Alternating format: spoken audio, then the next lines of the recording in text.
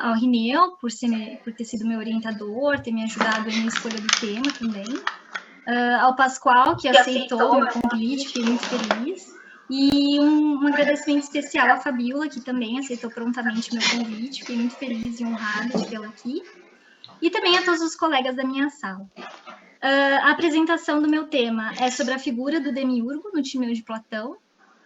Apesar de o Demiurgo aparecer em diversos outros diálogos, né, de Platão, como a República, Filebo, as leis, enfim, é no Timeu que ele é exposto de uma forma bem mais ampla e também sistematizada, então é por isso que eu me ative mais a essa obra.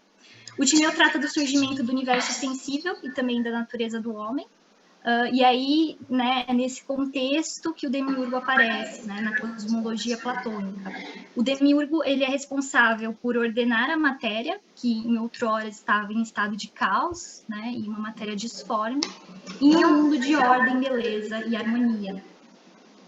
O meu problema, o meu questionamento central, assim, né, com esse tema, foi mais de ordem expositiva. Então, em nenhum momento eu tive a intenção de pegar um trecho, um aspecto específico do Demiurgo e trabalhar exaustivamente em cima disso. Mas a minha intenção foi realmente fazer um percurso expositivo, né, dos principais aspectos e características que figuram o Demiurgo. Durante todo o meu processo de pesquisa, principalmente assim no começo, foi bem difícil. Eu encontrei inúmeros problemas hermenêuticos, objeções para todos os lados, né, de conceitos, termos e temas em Platão. Foi um estudo assim, foi um processo de pesquisa bem truncado nesse sentido. Cada comentador e intérprete tem aí uma explicação diferente, né, sobre aquilo que Platão quis dizer. Mas eu percebi que, pelo menos assim, o que me ajudou nesse início foi ter percebido duas grandes linhas interpretativas, né, do diálogo. E essa linha interpretativa, ela vem lá desde os contemporâneos de Platão, né, Aristóteles, passando ali pelo médio platonismo, neoplatonismo. E essa divisão ocorre até hoje, que seria a divisão entre a leitura literal do texto e não literal do texto. E isso me ajudou muito porque, a partir disso, eu pude delimitar melhor a minha bibliografia e também dar mais enfoque para aquilo que eu realmente queria no meu trabalho, né? Mas, assim, para resumir as duas linhas de interpretação, eu coloquei no meu trabalho. A leitura literal, ela diz que o conteúdo do Timeu deve ser entendido de forma literal. Então, o Demiurgo, ele é um deus antropomórfico, em que em algum momento do tempo ele criou o universo, né?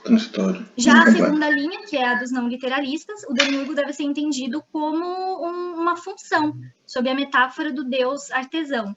E aí, nesse sentido, o universo, ele nunca de fato teve um momento em que foi criado, né? Mas o seu surgimento faz parte de um eterno devir, de um eterno vir a ser. Eu escolhi essa segunda linha de interpretação, né, para conseguir dar andamento no meu trabalho, e também porque o autor, o intérprete principal que eu escolhi, o Luc Brison, ele é um platonista contemporâneo, né, e ele é adepto da linha dos não literalistas. Eu utilizei alguns outros autores também, mas como complemento apenas, e sempre dentro dessa mesma linha.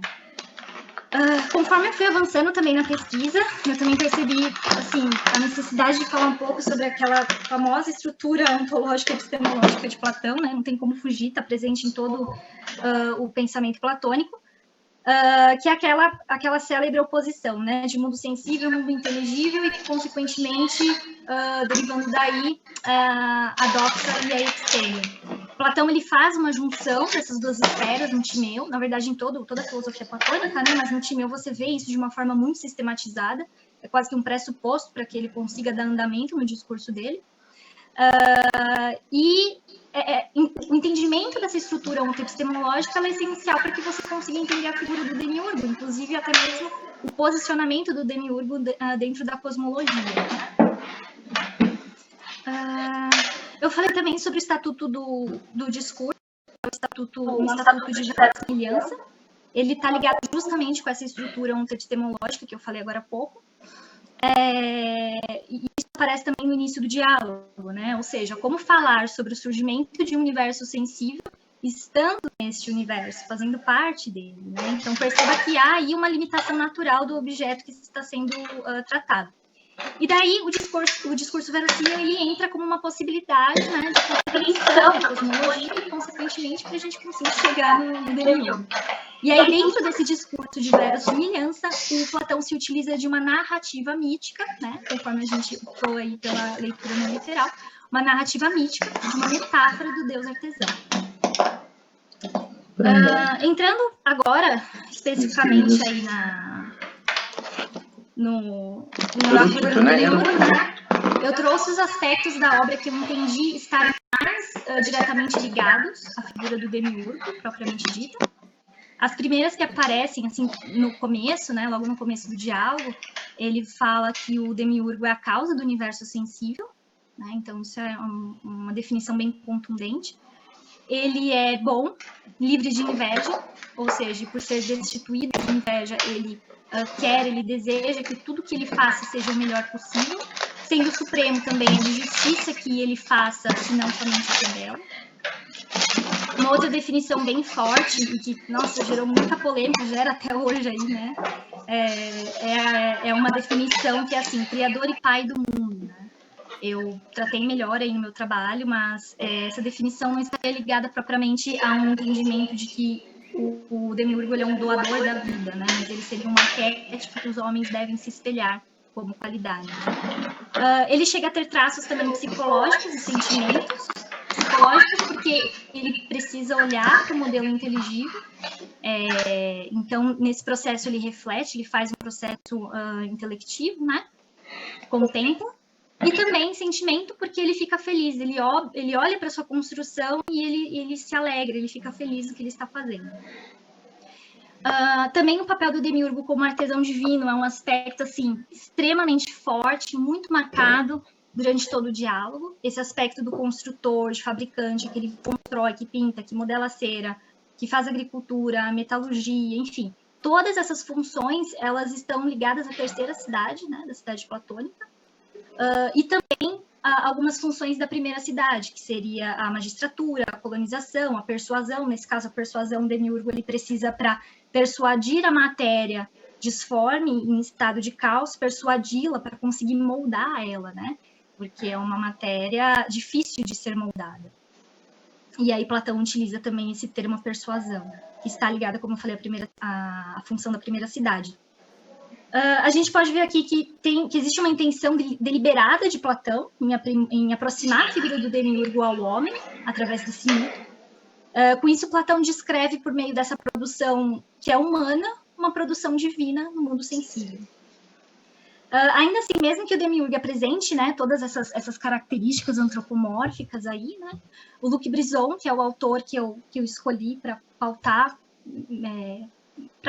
mais o meu trabalho, ele é incisivo em dizer que ainda que ele apresente todas essas características, ele não pode ser considerado um indivíduo, ele não é um indivíduo, ele não é um ser separado, mas sim, e através dessa narrativa mítica, né, dessa metáfora, ele é uma função ordenadora, na verdade, uma inteligência. Platão se utilizou da metáfora artesanal, né, do deus artesão, do artesão divino, para explicar uma inteligência ordenadora do cosmos, uma função de ordem, harmonia e beleza naquilo que outrora era uma matéria em estado de caos. Além disso, eu trouxe também alguns conceitos que eu achei pertinentes e pudessem me ajudar também, né, na delineação da figura do demiurgo, como, por exemplo, o modelo inteligível, eu falei brevemente, né, que é um modelo eterno e perfeito, ao qual o demiurgo coloca os olhos para realizar o seu trabalho de construção do mundo. E daí, nesse sentido, o demiurgo ele acaba tendo uma delimitação, né? Ele tem o seu poder é limitado, porque ele não concebe em si mesmo o modelo que ele vai utilizar para a construção do mundo, né? Mas ele precisa olhar para um modelo no mundo inteligível. E aí essa seria uma limitação, vamos dizer assim, de cima para baixo, né, do demiurgo, mas tem também uma limitação de baixo para cima, que, de certa forma, o caos, ele já existe, a matéria, ela já está dada, e ela é difícil de ser moldada. Então, nesse sentido, também o Platão, ele sofre essa limitação de baixo para cima, né? Mas o demiurgo, ele realmente precisa moldar esse mundo sensível para que ele fique o mais próximo possível do modelo perfeito. Eu trouxe também a questão de inteligência, que a inteligência é bem presente em toda a filosofia platônica, né?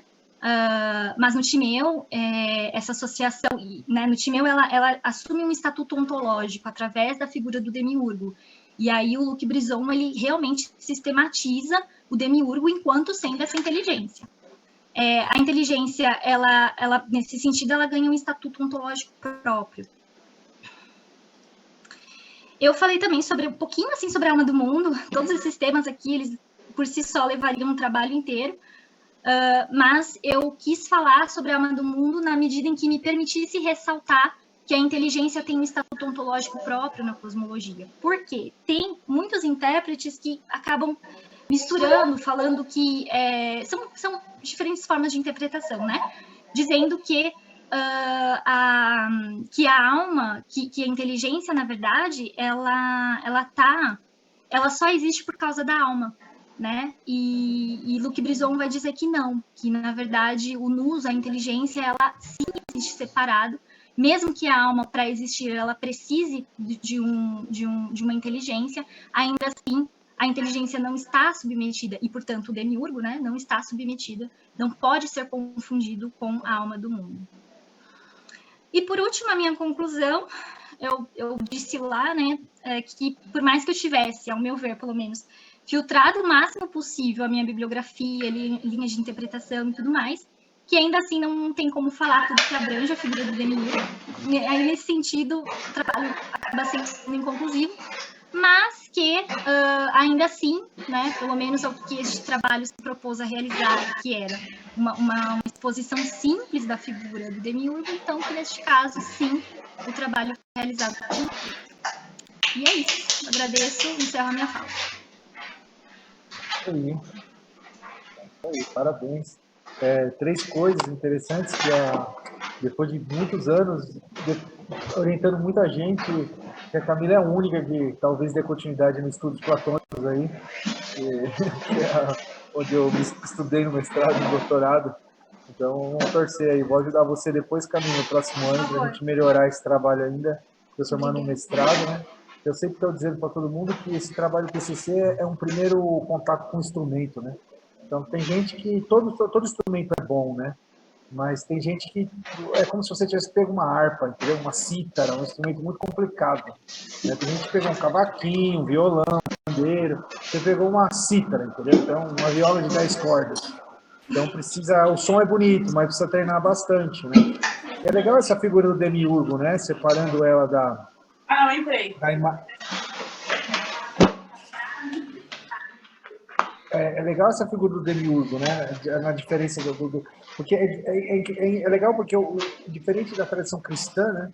Esse demiurgo ele não é um creatio ex nihilo, não é uma criação do nada, né? Ele cria a partir dos entes que já existem, entendeu? Então é um artífice divino, é um artesão divino, não um Deus na concepção cristã de criar do nada, né? Do nada se criou o cosmos do caos, né? Enfim, é muito bonito, a gente vai trabalhar isso depois. Muito obrigado. Fabiola, por favor, você tem aí os seus 15 minutos aí com os 2 de lambuja aí. Então, muito obrigada. Obrigada pelo convite, Rineu. Obrigada pelo convite, Camila. Parabéns a ambos pelo trabalho. Excelente orientação do Rineu. A gente vê que está bem orientada a tese. Mas, sem dúvida, os verdadeiros parabéns vai para a Camila.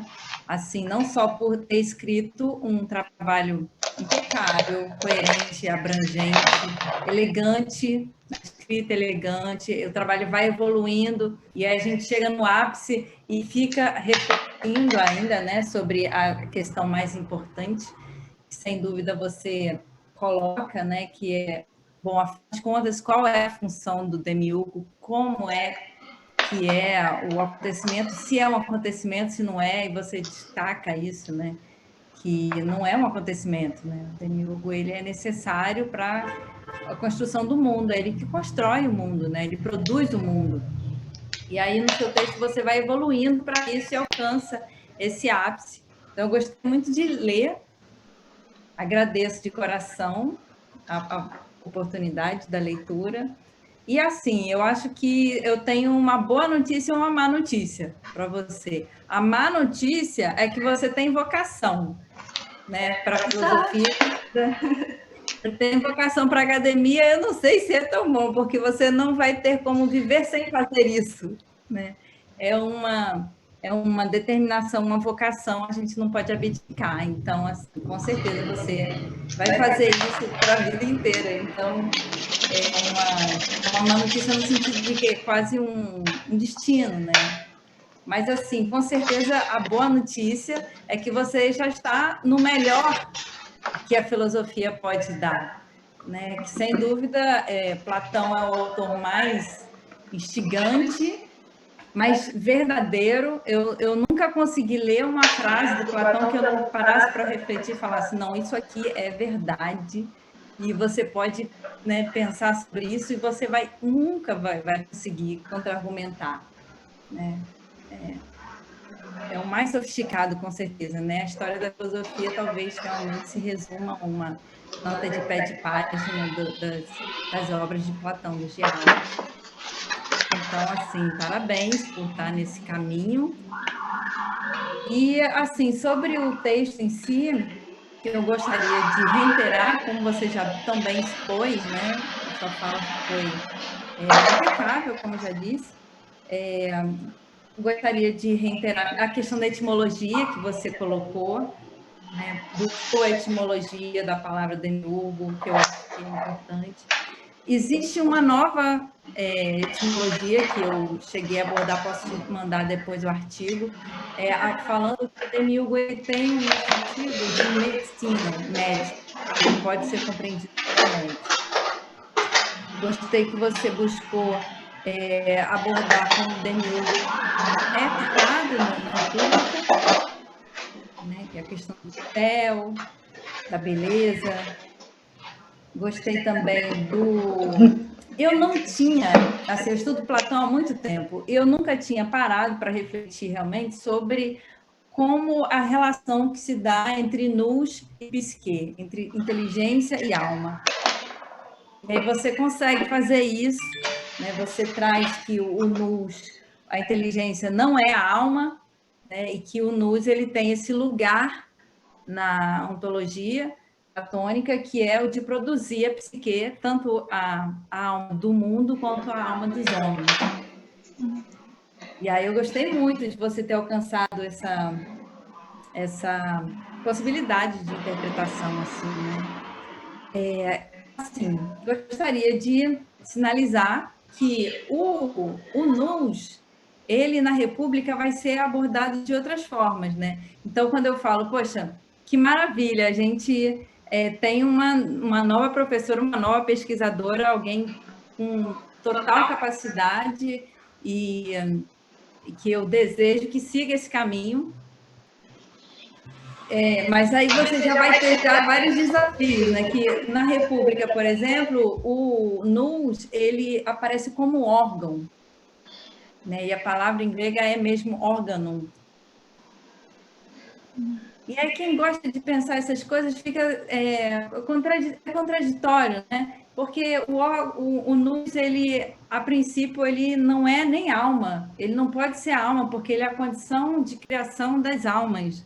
Então, ele seria um pensamento abstrato, né? Assim, talvez até uma ideia, a gente sabe, mas lá na República ele aparece como um órgão. E aí você pensa um órgão, a gente, no senso comum, pensa um órgão do corpo.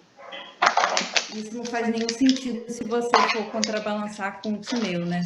Seriam coisas completamente diferentes. Então, assim, é um desafio, né? É quase impossível conciliar, né, as duas coisas. Talvez você, no futuro, goste de fazer isso, né? Eu gosto de fazer isso, que eu penso nessas coisas. E, para finalizar, eu gostaria de dar os parabéns também por conta desse momento histórico pelo qual nós estamos passando, né? Você não somente fez um trabalho abrangente, impecável, elegante, mas você fez isso na quarentena, que é esse momento de sufoco pelo qual todos nós estamos passando. Então, assim, parabéns, de fato, e faço votos de que você continue aí nesse percurso que começou. Muito obrigada, Fabiola. Muito obrigada. Bom, muito obrigado, Fabiola.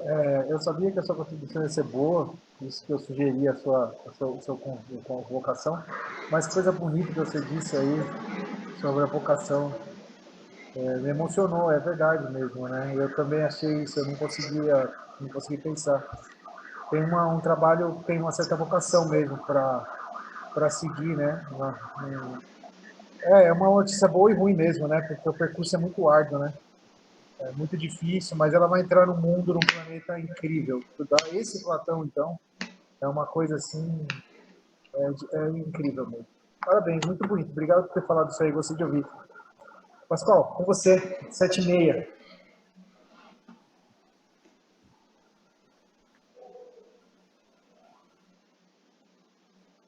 Tá no mudo, Pascoal. Tá no mudo, Pascoal. Camila, muito obrigado mais uma vez por estar aqui com você nesse momento importante de mudança, né? De trajetória, de rumo, e fechando um ciclo, iniciando o outro. Muito obrigado por essa oportunidade, obrigado, professor Reneu, obrigado, professora Fabiola, pelas falas. Eu sou bem, eu não tenho nenhuma afinidade com Platão, né? Ele não é o meu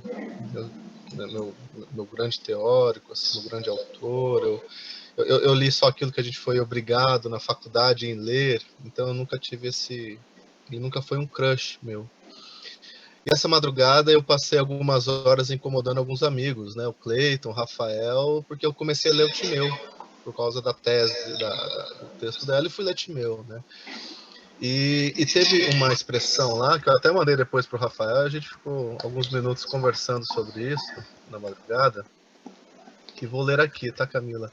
E a partir disso eu quero começar algumas intuições, tá? Algumas dicas. Enfim, algumas ideias que eu tive. Ele vai dizer assim: pensou em construir uma imagem imóvel da eternidade.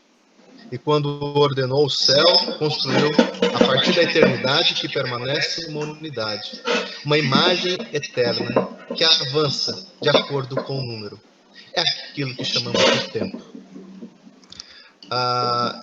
Eu achei isso tá. Eu não sei como é que cita. Eu vou falar do jeito que eu. Timeu 37D. Não sei se é assim que fala. Então, Timeu 37D. Camila, eu acho que seria muito interessante você tratar essa ideia do demiurgo em Platão e articulá-lo com a noção do tempo, né? Eu não terminei de ler o Timeu ainda, mas parece que tempo, eu não sei se eu estou viajando, tá? Mas parece que tempo e demiurgo eles estão entrelaçados assim, né? E achei nessa pequena perícope, nesse pequeno recorte, um insight que poderia talvez ajudar nessa articulação daquele que cria a imagem imóvel do tempo, né, da eternidade, imagem imóvel da eternidade. O seu texto tem uma característica ímpar no sentido de ser bastante fluido, não parece que é uma pessoa que está terminando uma graduação, que está escrevendo, minha opinião, tá?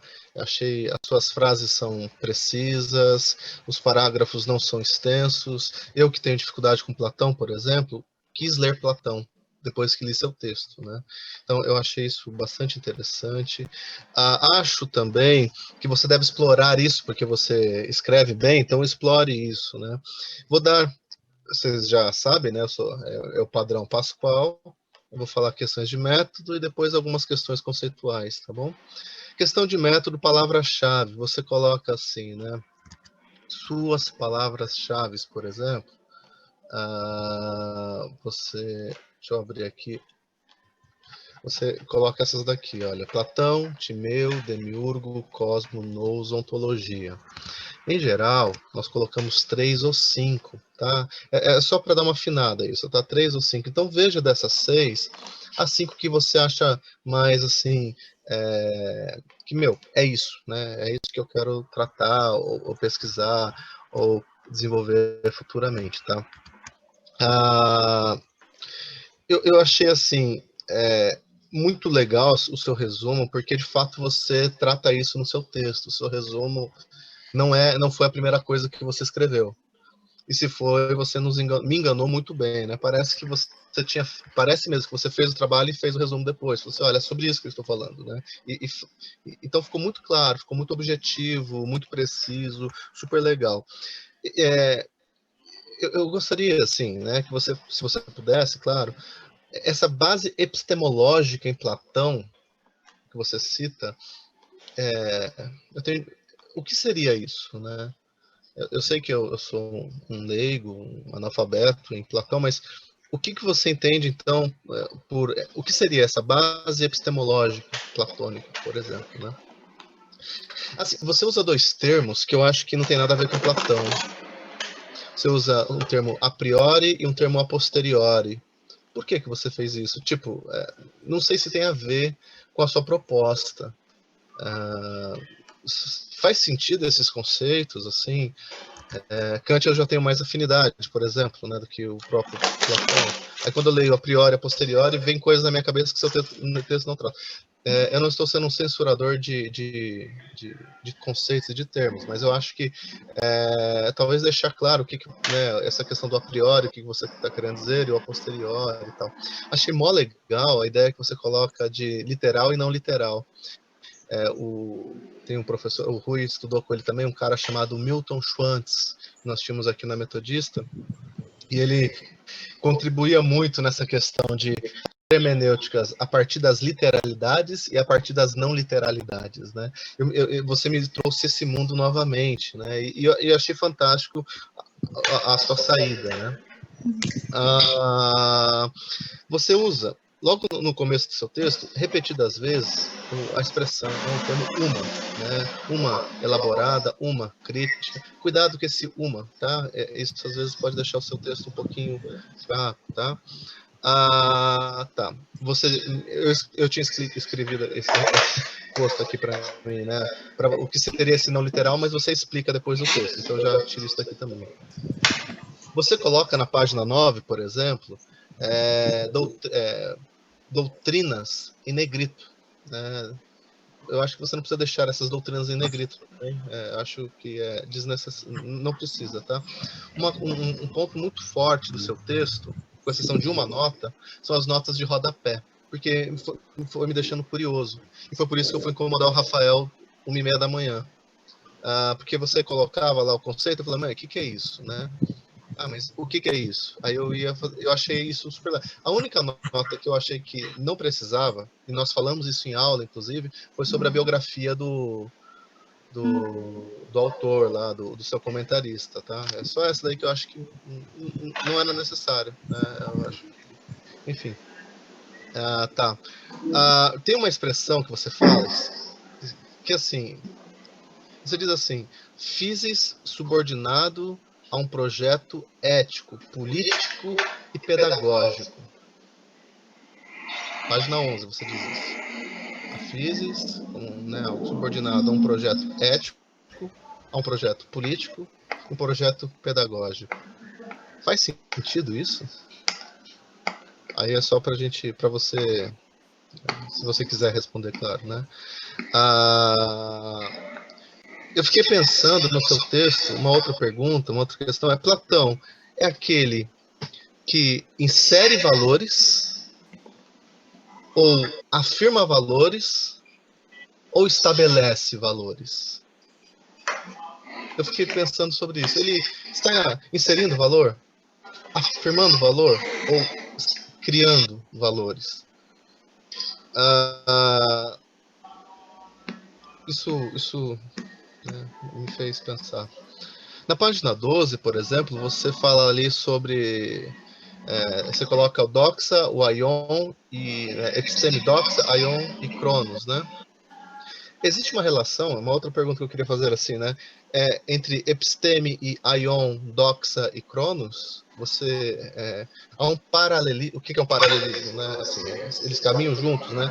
A episteme, ela caminha com o aion, e a doxa caminha com o cronos.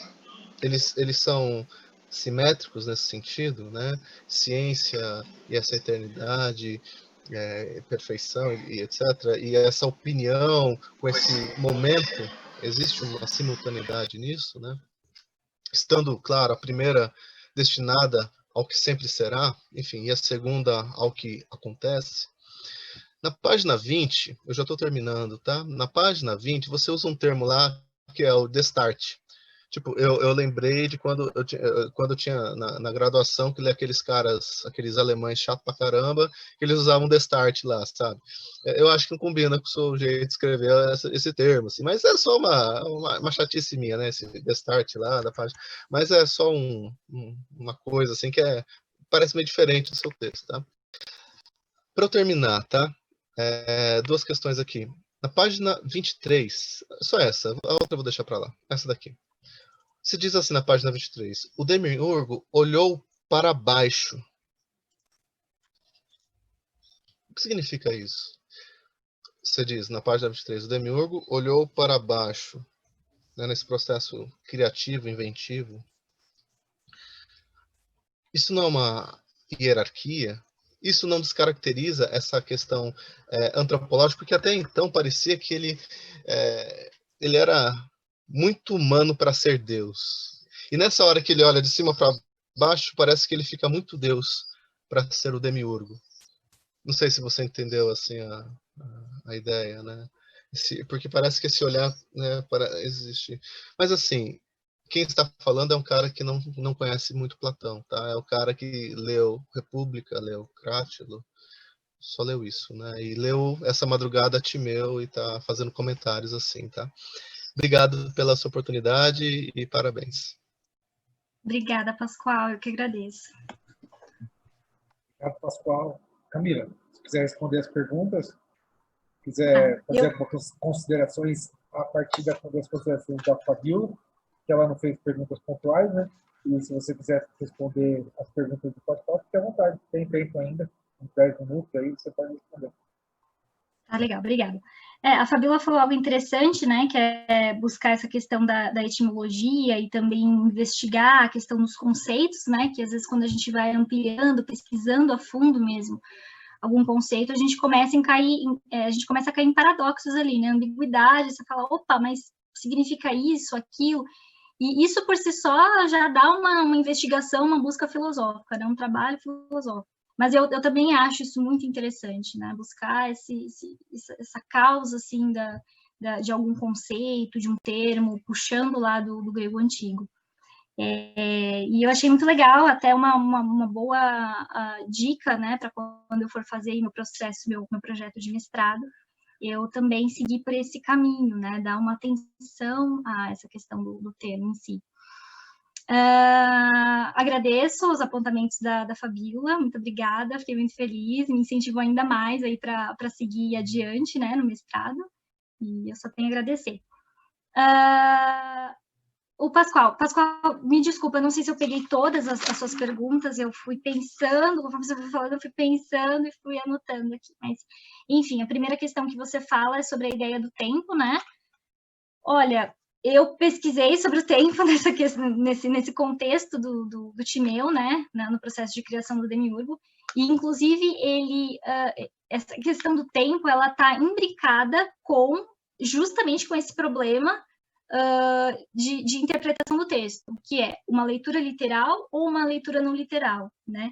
Então, aqueles que entendem a literalidade do texto, que o Demiurgo de fato, então, criou o mundo em algum momento do tempo, gera uma série de problemas, porque, como assim, em um determinado momento do tempo, sendo que o tempo, ele passou a existir, ele é uma criação, assim como o mundo sensível, né? Seria a partir de ele criou a partir de uma linearidade temporal abstrata, né? Enfim, existem diversas questões, inúmeros problemas nisso, passando lá desde Próclo, Plotino, vários autores intérpretes tentaram falar sobre isso, essa questão do tempo, né? E aí eu não pude falar, por mais que eu quisesse, eu não pude falar do tempo, eu achei melhor deixar de lado isso, porque senão eu ia adentrar num oceano que eu não ia saber nadar, eu não ia saber sair dali. Então, aquilo que eu ainda consegui falar um pouquinho e sair, eu consegui, né? Eu falei que é a questão epistemológica, que por si só já é um tema assim muito grande em Platão também, né? Então, foi mais por isso. Mas saiba que essa questão da literalidade e não literalidade do texto, ela, de alguma forma, ela já está ali naquela questão. Não, desculpa, a questão do tempo, né? Ela já está ali naquela minha decisão da leitura não literal, né? Por diversas questões aí, né? Do que implicaria o tempo, a depender da leitura. Bom, as palavras-chave, anotei aqui, né? Diminuir o número de palavras-chave. A base epistemológica. Eu confesso que eu também não pude adentrar muito nesse tema, porque é muito grande, mas você tem uma divisão ali no início do Timeu, uma divisão muito clara, né? Da ontologia e da epistemologia, né? Em Platão, assim, dá para perceber que você precisa compreender isso muito bem para que você possa compreender o texto. Eu dei ali uma introdução explicando que a intenção de Platão seria uma intenção pedagógica, né? E aí, nesse sentido, já até respondendo uma outra pergunta que você falou assim, ele estaria criando valores, inserindo valores, no meu entendimento, e mesmo que eu não tenha colocado isso exatamente no meu trabalho, porque não era o foco, mas eu entendo que ele está pautando valores. Ele está se utilizando de um discurso verossímil para pautar valores em uma ontologia, né? E aí, a partir daí, então, o Platão ele se utiliza ele precisa vincular a epistemologia nessa ontologia para que o discurso de verossimilhança, que é o máximo possível que pode ocorrer o de verossimilhança, ele possa acontecer, né? Eu não sei se eu respondi muito bem essa pergunta, mas enfim, foi o que eu pude pegar e o que eu entendi que seria importante para o meu trabalho.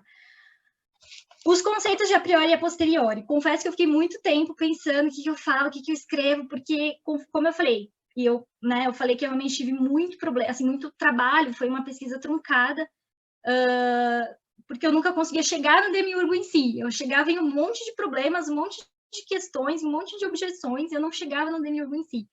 E, então, eu fui vendo questões que eu precisava colocar no meu texto para que eu pudesse compreender o demiurgo depois, né? Então, essas considerações a priori foi justamente nesse intuito, né? Para eu poder separar uma coisa da outra, para eu poder separar os pressupostos ontoepistemológicos, discurso verossímil, leitura literal e não literal. Talvez não tenha sido a melhor forma, concordo, eu também fiquei muito em dúvida disso, mas eu falei, bom, preciso arriscar de alguma forma e isso aqui é o que mais se encaixa no que eu estou querendo dizer, né? Que mais?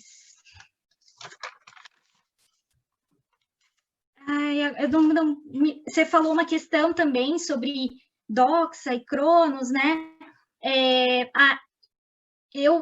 Pelo que eu entendi da sua pergunta, não sei se eu entendi exatamente, mas nesse sentido de Doxa, sim, a Doxa ela está pautada no tempo, né? Porque ela faz parte do mundo sensível, então ela só pode ser um discurso opinável. A Doxa ela está submetida à temporalidade, né? Enquanto que a episteme ela estaria submetida, ela está para o mundo inteligível. Eu acredito que você tenha falado alguma outra coisa aí, mas me desculpa, eu acho que eu acabei perdendo, não sei se você pode repetir ou não. Tá perfeito, assim, é porque foi até uma coisa que eu quis, inclusive, pesquisar, estudar, que eu achei que o Doxa está relacionado a esse tempo cronológico e a episteme relacionada, porque tem uma citação sua, né, com esse tempo que não se toca, mas eu não sei se eu tô viajando também, né, assim, só que eu achei mó legal. Faz sentido. Não, faz sentido sim, porque nesse caso, pelo menos na minha visão, né? A Doxa, pelo que eu pesquisei, a Doxa, ela realmente está dentro desse mundo sensível, né? Então, aí que está a epistemologia em Platão, inclusive, né? Aí também, de certa forma, todas as suas perguntas se encaixam uma na outra, eu posso responder todas numa só, porque todas se interrelacionam. E eu acho que você tinha falado também alguma outra coisa. Você falou assim do escrutínio da physis, né? Então, essa citação, na verdade, ela não é minha, ela é do próprio Brisson, se eu não me engano, do Manini, citando Brisson, porque eu não achei isso na obra do Brisson, mas foi para tentar delinear, assim, explicar que o Demiurgo ele só fala de uma cosmologia, ele faz todo esse trabalho de explicar uma ontologia, uma cosmologia, porque, no fundo, a intenção dele é pedagógica. é pautar justamente os valores, não inserir ou criar, mas pautar através de um processo de analogia, pelo discurso verossímil, esses valores no homem. Então, ele encontra isso, ou seja, a sua epistemologia, ele pauta a sua epistemologia na ontologia, que é a cosmologia. E aí, nesse meu trabalho, eu coloquei o demiurgo. Eu entendi que o demiurgo ele realmente é um ponto central, assim, focal, extremamente importante para a ontologia platônica, para a cosmologia e para toda a obra do Timeu. É isso. Legal. Muito obrigado, Camila, pela sua apresentação. É bonito ver você combater. O seu trabalho é tão difícil que eu estava olhando as palavras-chave. Na palavra-chave, aquela parte que é importante, essa parte estrutural, ela deve ser feita, como eu falo sempre para vocês, do maior para o menor, sempre. Né? E o seu é tão difícil que é difícil determinar o que vem primeiro. Se é o demiurgo, se é o cosmos, se é o Platão, não dá nem, até esse encaixe é difícil de pensar, entendeu? Qual que vem primeiro aí na situação? Mas... Travou. Neu, tá no mudo. Tá no mudo, tá. Aí, voltou. Tá. Então, tô feliz, obrigado. Eu tô apaixonado pelo Rafael, ele tá muito bonito com esse cabelo dele aí. E tá difícil de prestar atenção no que vocês estão falando, entendeu? Então, bom, é isso. Obrigado, Camila. Agora o Pascoal ou a Bárbara, não sei quem que está coordenando aí, quem que é o senhor, o demiurgo todo-poderoso aí do evento de hoje aqui. Alguém vai tirar vocês e daqui a pouco vocês vêm. Tchau, Rafael.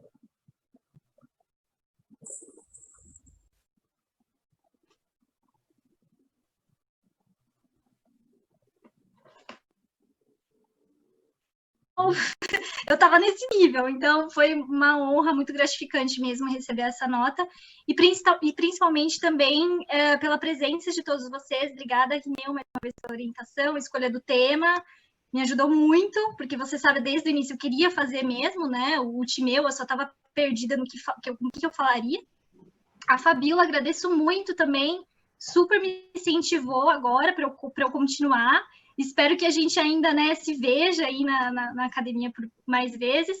E ao Pascoal também, quando eu decidi trazer a banca, é porque eu sei que ele tem bastante essa questão assim de trabalhar conceitos, a estrutura do trabalho. Então, eu sabia que também nesse sentido me ajudaria bastante, e com certeza foi o que ele fez e me ajudou.